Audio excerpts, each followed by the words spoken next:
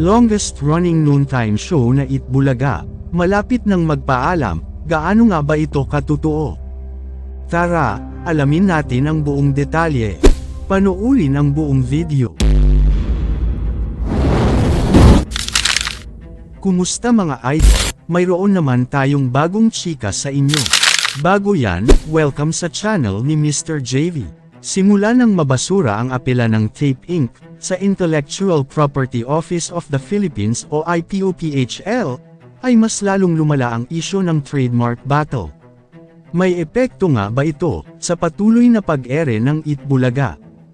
Gayunpaman, patuloy pa rin daw nilang gagamitin ang trademark na Itbulaga, kahit tinanggalan na sila ng karapatan na gamitin ang nasabing titulo, dahil malaki kasi ang magiging epekto nito sa Tape Inc. Pero, hindi pa tapos ang laban. Malalaman natin ang final decision sa January. Ito ang kadalasan na katanungan, may posibilidad ba na magkaroon ng bagong pangalan ang noontime show? Paano kaya ito makakaapekto sa kanilang ratings? Sinabi ng mga netizens, hindi na siya Itbulaga pag nagbago na sila ng title, malaking kawalan yun sa mga halos-hos. Minsan kasi, ang title, parang trademark na rin nakakadala.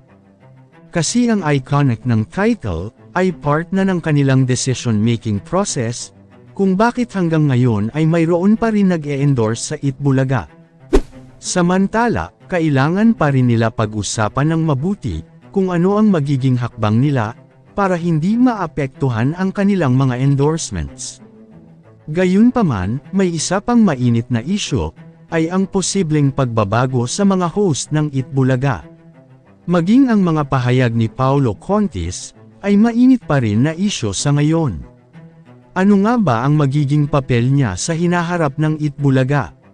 May mga nagsasabi na pati si Paulo Contis, ay maaaring palitan bilang main host ng Itbulaga.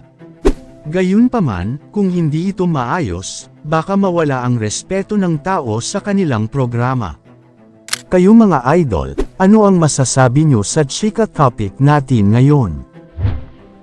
At syempre bago tayo magtapos sa ating video, ay inaanyayahan ko kayo na mag-like sa ating Facebook at mag-subscribe na rin sa YouTube, dahil malaking tulong na ito sa pag-grow ng aking channel, upang mas lalo pa ako na magsipag sa pag-upload ng mga videos na kagaya nito.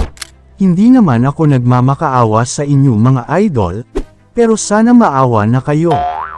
Hanggang dito na lang ang ating video, maraming salamat sa inyong pagtambay, bye-bye!